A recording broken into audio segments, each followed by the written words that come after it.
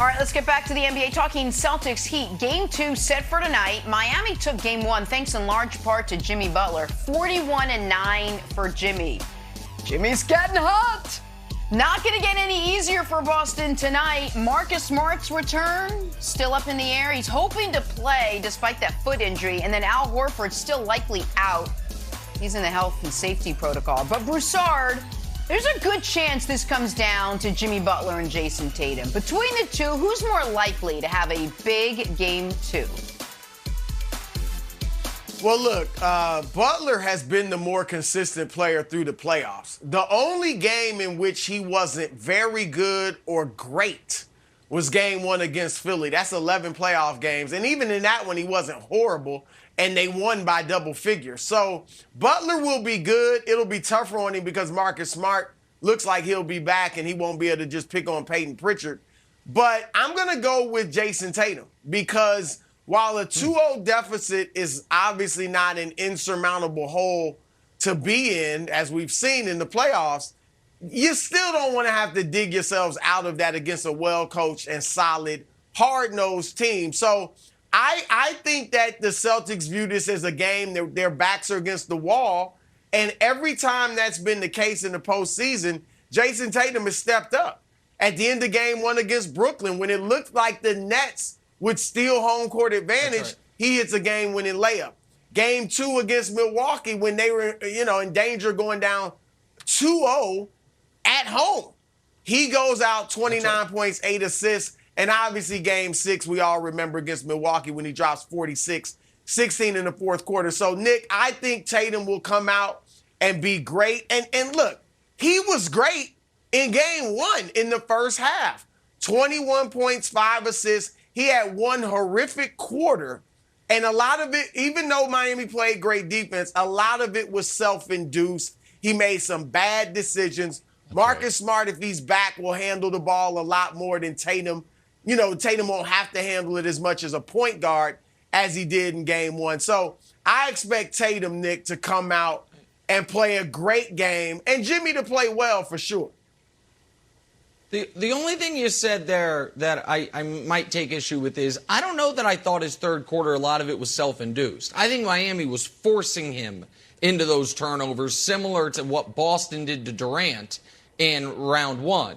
Maybe one of those turnovers was just a careless pass, the one where Jimmy Butler came from the backside and tipped it away. But I thought a lot of that was Miami's intensity and physicality, and Tatum, who has been meeting that at each level, did not meet their level of intensity and physicality in that quarter, which was obviously the turning point of the game.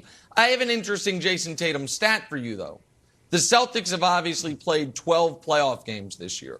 They are 5-0, not when Tatum scores 30, but they are 5-0 when Tatum shoots at least 50% from the field.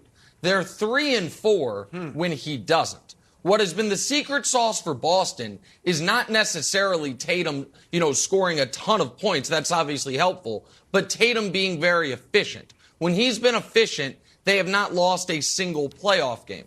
And I think Tatum will play well. But with that said, Wilds, I think it's disrespectful to Jimmy Butler at home right now to say we expect anybody in this series to be better than him when Jimmy Butler has been, other than Giannis, in my opinion, the best player on his side of the bracket throughout the postseason.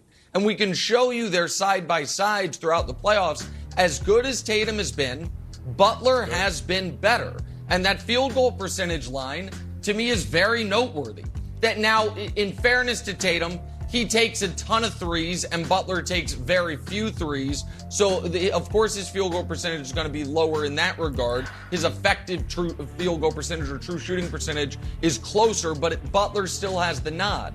And so Jimmy Butler, particularly because remember, he missed game 5 or game 6 against Atlanta in the first round. Since then, once he's been, fully healthy again, he hasn't had a bad game. To Brew's point. So I would give the slight nod to Butler, and that's not shade at Tatum. It's just respect for what Butler's been able to do on both ends. So I think Butler will play great. I think Tatum will also play great with the addition of Marcus Smart. Marcus handles the ball the most. He's second in touches. Tatum is still first in touches. But I think Tatum will be able to just be Tatum and not Tatum and Marcus. But more interestingly, and I'll throw this to you, Nick, I think Tatum needs to have a bigger game. I know we joke around about club superstar, one in, one out, but the story of this playoffs has been guys stealing other guys' lunch money. Sort of like, I know you thought you were a star, but now it's my turn. And we saw the Celtics do it, first with Durant and Kyrie, a little bit with Giannis, but Giannis played great, but still like, we got over on you. We saw it with Ja. Anthony Edwards, you think you're the guy? I'm the guy. We saw it with Luka. Donovan, are we on the same level? Not even close. How about you and me, Devin Booker? Not close. DeAndre Ayton, you're the number one pick? Nope, I'm better than you. Chris Paul, point guard, I'm also better than you. So I think Jimmy Butler, we know is a fierce competitor. I think he's hearing all this Tatum stuff. I think he's seen the Celtics knock everybody off, knock off, two superstars. Didn't get the invite to Superstar. You know what? I'm Jimmy Butler. We're the number one seed. You're not going to respect me. I'm going to show you what's up. So I think Jimmy Butler is coming for Tatum's lunch money, and Tatum needs to put an end to it. If he's truly a superstar, if he's truly who we think he is, he will have a huge game and try to shut down Jimmy a little bit. He is, Brew, he's clearly, truly a superstar because he's literally in Club Superstar. Jimmy Butler probably should be in. Again, we're looking at our admissions policy. But, Brew, let me ask you this quickly here. Let's say Butler and Tatum are a wash. They both score around 30, both play good defense, both are, 12 of 21 from the field en route to getting there. I think that favors Miami because right now, I trust Miami's others more than I trust Boston's others when Horford's out, when Jaylen Brown has been pretty shaky, if we're being honest, throughout this postseason. And I thought, Miami won game one going away with Bam Adebayo not having a big game. So if Tatum and Butler play as a wash, who do you think that favors tonight in game two? I think it favors Boston because, Brown's been up and down, but he's also had some big, huge games. And I think, I don't think there's anybody, with respect to Bam, who's obviously an interior player, I like Brown better than anyone after Butler and Tatum. And then, look, Grant Williams, they miss Horford, but I think Smart will be good if his foot isn't just killing him.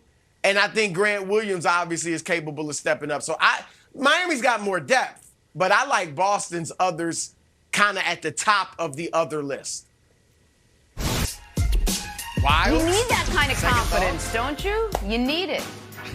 We got to start out west. Wilds is still putting his microphone on. Wilds is a late bloomer to the show every morning. Warriors hosting the Mavs in game one. We love you, though. Hey, we talked about this all week. How do you stop Luka Doncic, right? He came in averaging more than 31 this postseason. The answer? Do whatever the Warriors did last night. They held Luka to a season playoff low 20 points on 6 of 18 shooting, 7 turnovers as well. Mavs lose, Warriors win. They take game one. Nick, you picked the Mavs to win the series. You picked them with your chest out, with bass in your voice, a la Chris Broussard. Right. Are you worried after what you saw last night? No, I'm not worried because I think the adjustments are quite obvious on both sides of the ball. I am shocked, though, and I give the Warriors massive credit. They held Luka Doncic to what his first truly bad playoff game of his entire career. I thought he would get to the record, which was held by Kareem Abdul-Jabbar, unofficial record, longest streak to start a career without a bad playoff game, 40. He came up about 15 short. So another knock, in the con column of will Luka became the greatest player of all time. Kareem holds that record along with basically every other NBA record that matters. But that's neither here nor there. The Warriors' defensive game plan was a brilliant masterstroke, and the Mavs did not seem prepared for it. The Warriors had exploitable players on the court throughout the game in Jordan Poole, Steph Curry, and unfortunately at this point, Klay Thompson's also one of those exploitable players, and the Mavs were not able to exploit it. At times, it looked like they had never dealt with the zone defense. And on the other end of the court, the Warriors were able to play whatever players they wanted to as far as in order to stop Luka on the defensive end. On the offensive end, they could do whatever they wanted because the Mavs were unable to stop Kevon Looney and Draymond Green and Otto Porter from going 14 of 18 from the field for 30 points. So it was a disastrous game on both ends of the court for the Mavs. The Mavs defense was bad, their pace was bad, and they want to play slow, but they don't want to play quite as slow as they did last night. Their offense was the worst I've seen it ever in a postseason game with Luka Doncic. So that all happened. I don't think they should be concerned because the adjustments are obvious, and I think Jason Kidd will make them. I do, however, want to give one slight warning, or, just a point of advice to Broussard and Wilds. This show is the best when all of us are able to, bathe ourselves in some form of glory throughout a series. It is not going to be good for the two of you if you don't learn from your awful, grievous mistakes of the previous round. If you start taking victory laps after a home Game 1 win, it will work out well for me in the end, but I would like raising tide. I would like all boats. So I would just say, I think it behooves you to be tempered with your